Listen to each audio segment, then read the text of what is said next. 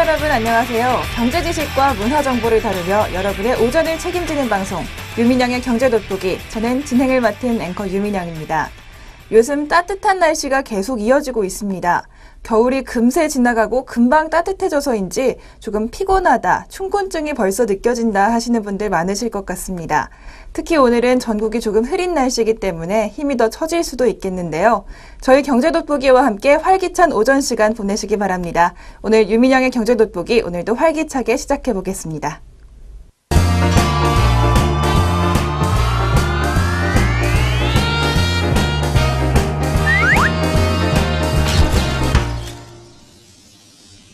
첫 순서는 최신 경제 이슈를 빠르고 깊게 들여다보는 시간, 동향 돋보기 시간입니다.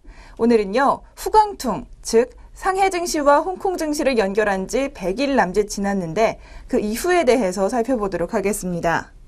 이제 석 달 후면 선강퉁이 시행된다고 합니다. 이름에서 유추할 수 있듯이 바로 선전 증시와 홍콩 증시를 연결하는 겁니다. 동향 돋보기에서는 오늘 이 소식 자세히 알려드리겠습니다.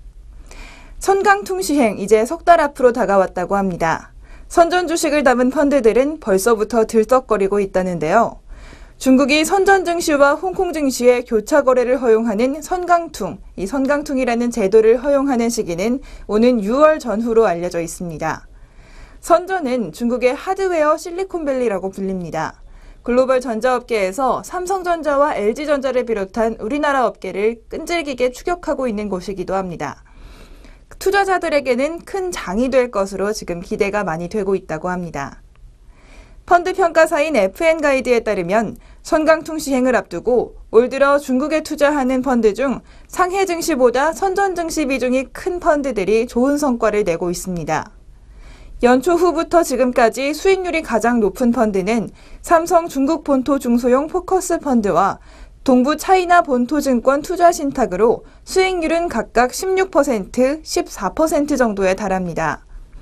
전체 143개 중국 펀드의 평균 수익률이 1.98%에 불과하다는 것을 비교해보면 선전 증시에 주로 투자하는 펀드들이 10% 이상 더 높다고 볼 수가 있습니다. 이 두 펀드 모두 상해보다는 선전 증시의 주식들을 더 많이 담고 있다는 특징을 가지고 있는데요. 올 들어 선전 종합지수가 20% 넘게 급등하면서 펀드 수익률도 함께 늘어난 겁니다. 같은 기간 상하이 종합지수는 중국 경기 부진 속에 4.2% 오르는 데 그쳤습니다. 이렇게 선전 증시 그리고 선전 증시를 담은 펀드들이 벌써부터 들썩거리면서 투자자들의 시선도 선강퉁 시행에 더 관심이 모아지고 있습니다. 지난해 11월 시행된 후강퉁에 이어서 상반기에 시행될 선강퉁으로 선전 증시에 직접 투자할 수 있는 길이 열렸기 때문입니다.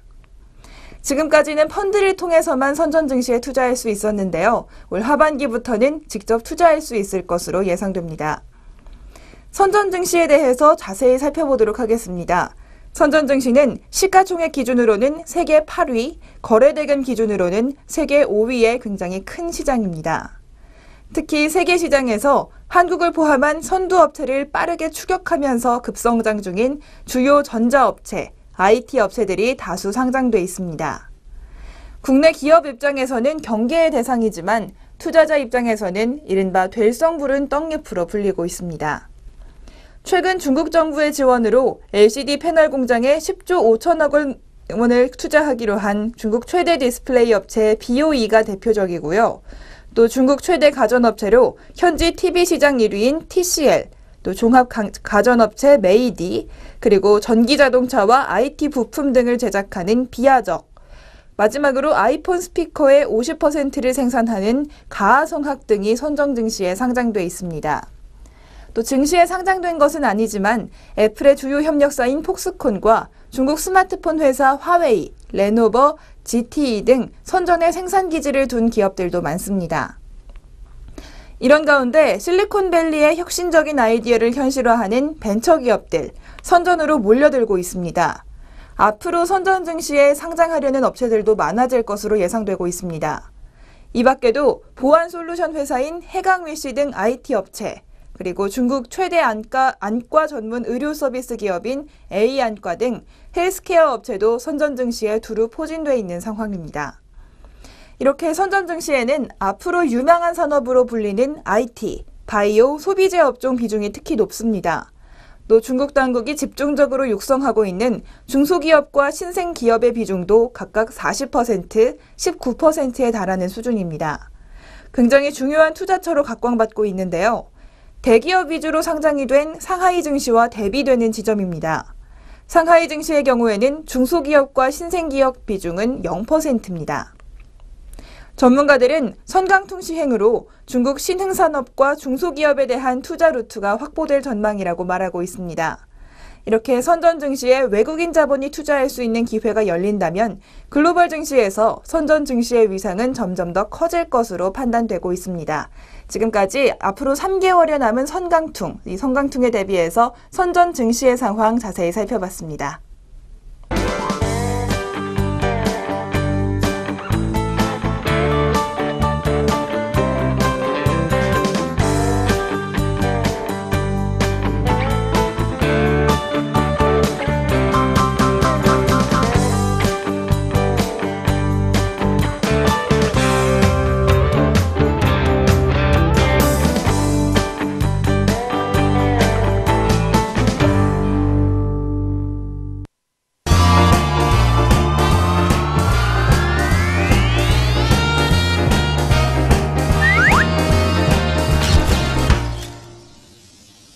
이번 순서는 아리송한 단어 확실하게 잡아가는 시간, 용어 돋보기 시간입니다.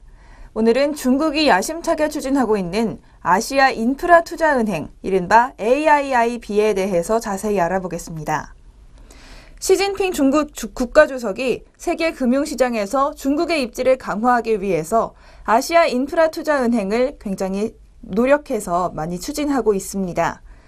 시진핑 주석이 2013년 10월에 창설을 처음 제의했고요. 올해 말에는 공식적으로 출범할 예정입니다. AIIB는 아시아 각국의 도로와 철도, 교량 등 인프라 건설에 대규모 자금을 지원하는 게 주된 역할입니다. 지난해 10월 아시아 21개국이 AIIB 설립 양해각서에 공식 서명한 이후 현재까지 참여 의사를 밝힌 나라는 약 27개국, 조금 더 늘어날 것으로 보입니다. 올해 말에는 약 500억에서 1000억 달러 정도의 자본으로 출범할 것으로 예측되고 있습니다. 그런데 AIIB는 미국과 일본 주도의 세계은행, 그리고 아시아개발은행을 견제하려는 성격이 강하다는 분석이 많습니다. 미국의 세계 경제 주도권에 대응하려는 중국의 전략이 바로 이 AIIB에 녹아 있다는 얘기입니다. 그래서 이를 둘러싸고 미국과 중국의 기싸움이 치열한 상황인데요.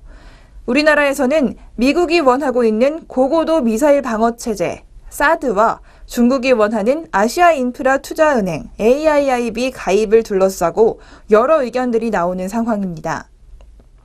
이런 가운데 영국을 시작으로 유럽 국가들이 아시아 인프라 투자은행에 참여하겠다고 공식 선언했습니다. 영국의 선언은 G7, 주요 7개국 중 처음인데요. AIIB를 세계은행과 아시아개발은행에 대한 중대한 도전으로 간주하고 있는 미국의 입장에서는 맹방인 영국의 참여 소식에 당혹한 표정이 역력합니다. 이렇게 미중 간 아시아개발금융 주도권 전쟁이 본격화하는 모양새인데요. 영국 파이낸셜 타임즈와 로이터 통신에 따르면 조지 오스본 영국 재무장관이 AIIB 설립 단계에서 참여하는 것이 영국과 아시아가 함께 성장하는 비견할 수 없는 기회를 창출할 수 있을 것이라고 말했습니다. 이렇게 영국의 AIIB 참여 결정은 그동안 미국 눈치를 보며 참여를 망설여온 다른 나라에게도 영향을 미치는 분위기입니다. 그래서 프랑스와 이탈리아 등 서유럽 국가들도 참여를 표명했고요. 호주도 움직이고 있습니다.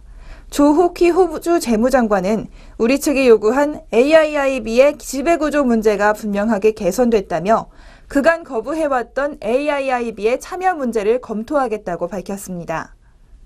중국 정부는 즉각 환영 의사를 밝히고 있습니다.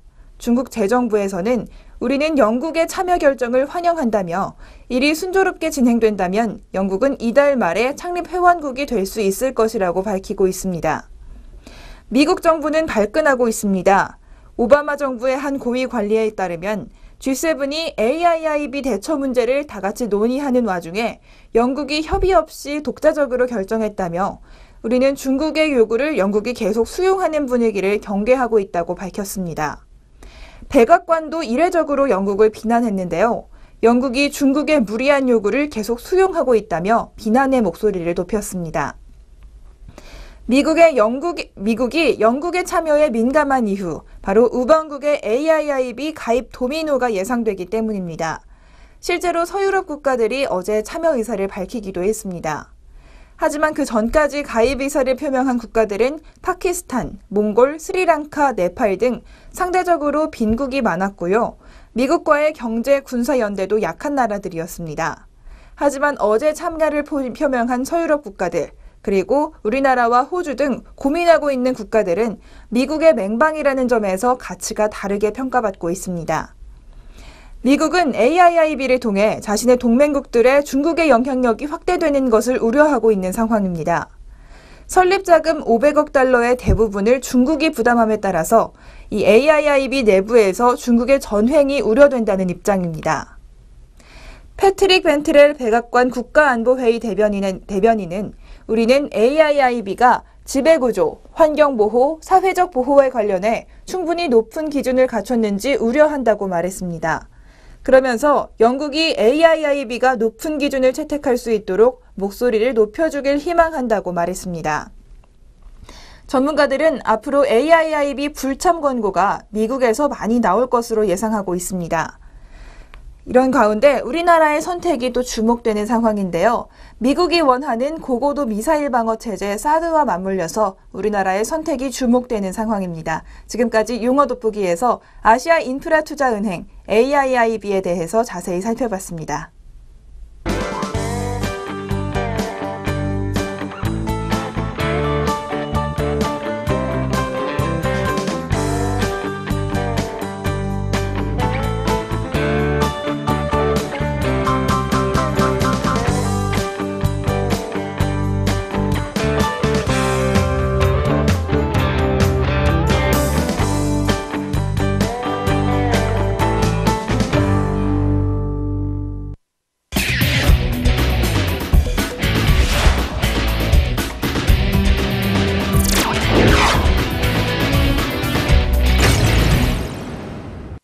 경제의 문화적 재미를 더하다. 컬처 앤 이코노미 시간입니다. 오늘 컬처 앤 이코노미는 여러 가지 책들 소개해드리는 시간인데요. 출판사들이 추천하고 있는 오늘의 책 몇 권 소개해드리겠습니다. 어제 경제학 신간에 이어서 오늘은 여러 분야의 책들을 준비했는데요. 첫 번째 책 제목, 바로 죽이는 책입니다. 궁금증을 자아내게 하는 제목이죠. 바로 미스터리 걸작 121편을 엄선해서 비평한 책입니다. 영미 문학사에서 중요한 위치를 차지하는 19세기의 미스터리 작가들부터 최근 주목받는 미스터리 작가들까지 미스터리 소설의 역사를 빛낸 작가들의 걸작 미스터리를 엄선했다고 합니다. 미스터리 소설 팬들에게는 정말 반가운 책일 텐데요. 현재 활발하게 활동 중인 20개국의 119명 장르 작가들이 에드거 앨런 포와 찰스 디킨스를 거쳐 기리노 나스오, 이언 랜킨에 이르기까지 고전을 비롯해서 풍문으로만 접해본 전설의 작품들을 연대순으로 골고루 뽑아서 엮어냈습니다. 제한된 소수의 미스터리 작품만을 접해왔던 독자들의 오랜 갈증을 해소시켜주는 책이라고 볼 수가 있습니다.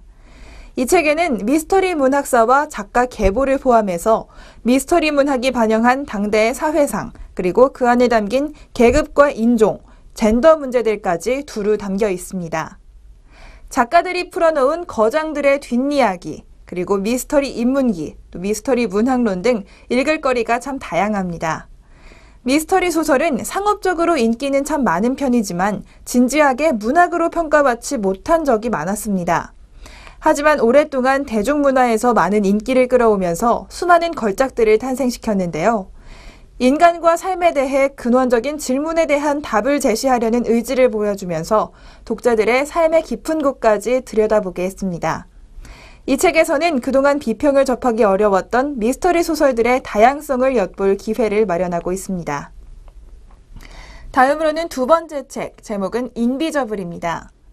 인비저블의 사전적 의미는 보이지 않는, 볼 수 없는 이라는 뜻인데요. 이 책 인비저블은 외부적 찬사나 보상에는 별 관심이 없지만 자신의 직업 영역에서 고도의 전문성을 갖고 막중한 책임을 지며 이를 통해 깊은 성취감을 느끼는 사람들의 이야기를 들려줍니다.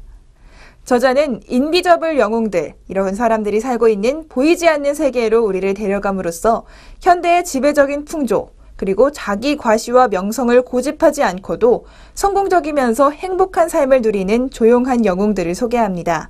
이런 식으로 일과 성공에 대해서 새로운 정의를 내리게 해주는데요.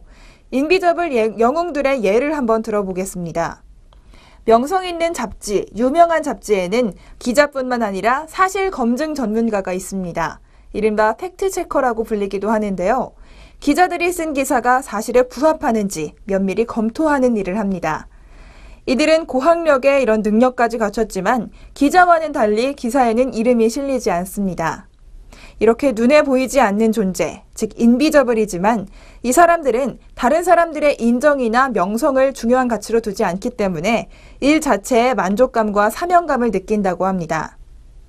최고의 인재로 주변의 성공 그리고 부러움을 받을 수 있는 자질을 갖췄지만 명성과 보상보다는 내적 목표를 지향하는 조용한 엘리트들, 이들을 만나기 위해서 저자는 대륙을 넘나들며 전 세계적으로 취재를 했습니다.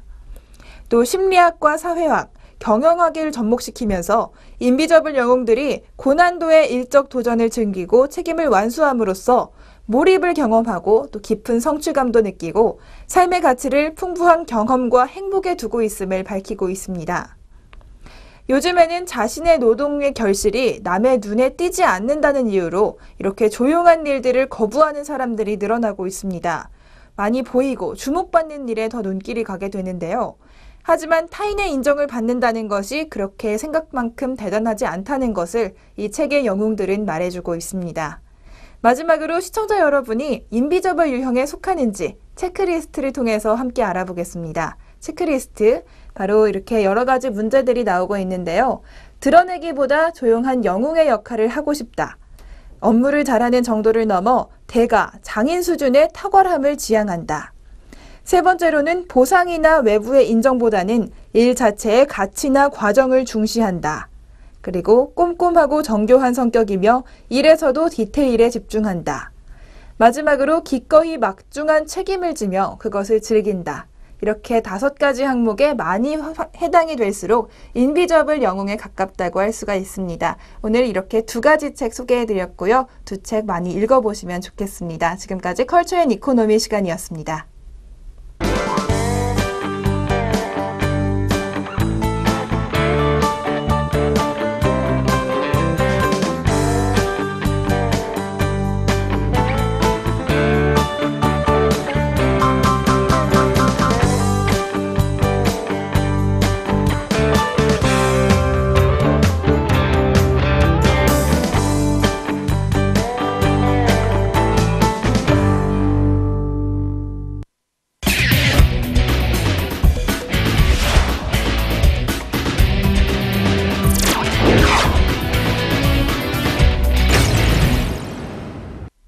경제 돋보기, 이번 시간은 주목할 만한 주식 한 종목씩 소개해드리는 주식 한마디 시간입니다.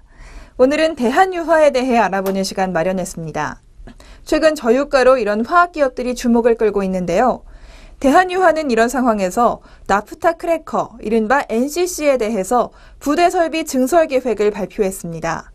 NCC에 투자하는 금액은 총 4,950억 원, 자기 자본의 약 58%로 2017년 상반기까지 공정이 완료될 예정입니다. 이로 인해 대한유화의 에틸렌 생산 능력, 기존 47만 톤에서 80만 톤으로 확대될 예정이고요. 이럼으로써 규모의 경제가 가능하다는 분석이 나오고 있습니다. 국내 NCC 업체 대비 받아온 디스카운트 요인도 해소될 전망입니다. 대한유화는 그동안 에틸렌 부족 물량을 외부에서 구매해왔습니다. 하지만 이번 증설 계획으로 에틸렌 자체 공급에 따른 마진 확보가 가능할 것으로 평가되고요. 또 향후 남는 유분에 대한 다운스트림 투자도 가능할 것으로 판단되고 있습니다.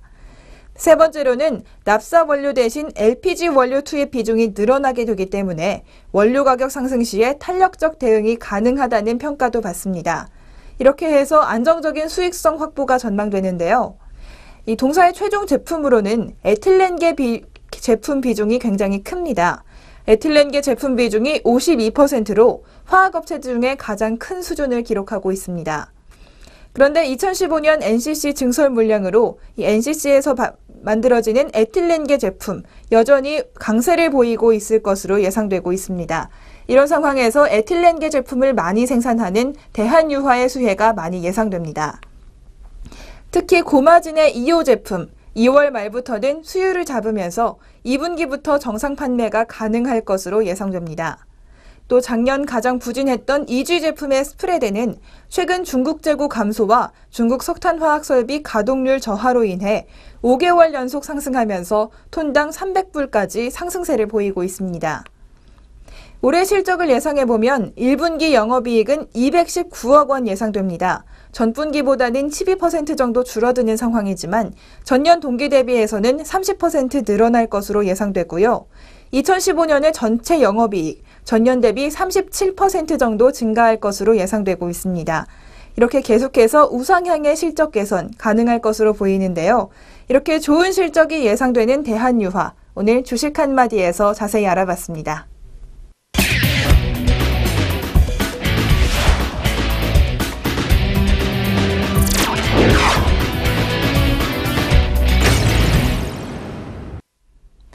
경제적으로 사느라 지친 삶 가운데 쉼표가 되는 시간, 3분 문학 충전 시간입니다.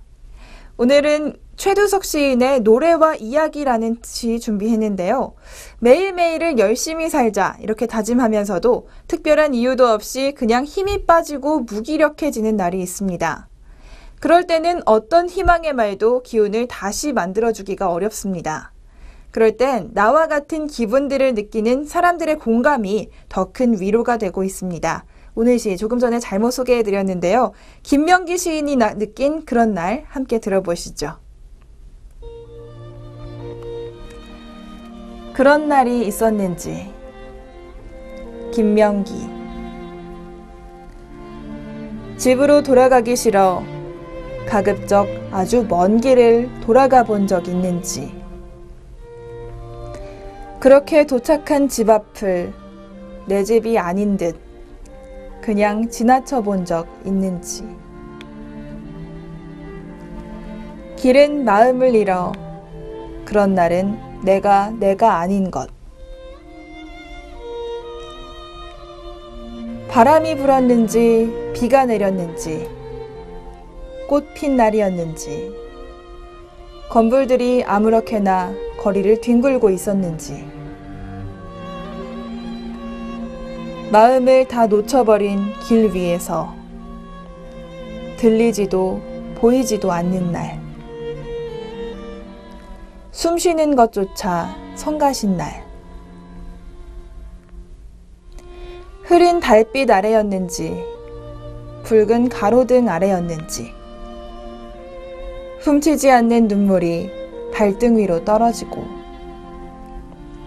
그 사이 다시 집 앞을 지나치고 당신도 그런 날 있었는지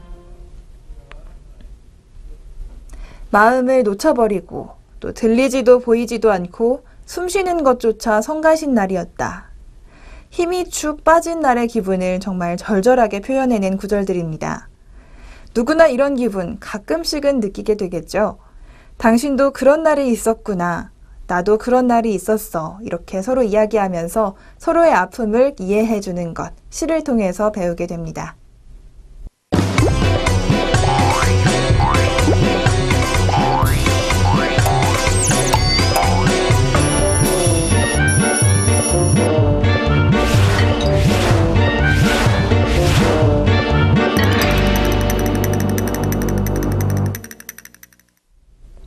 연일 계속되는 따뜻한 날씨, 오랫동안 기다려온 따뜻함이지만 왠지 우리를 무기력함에 빠뜨리기도 합니다.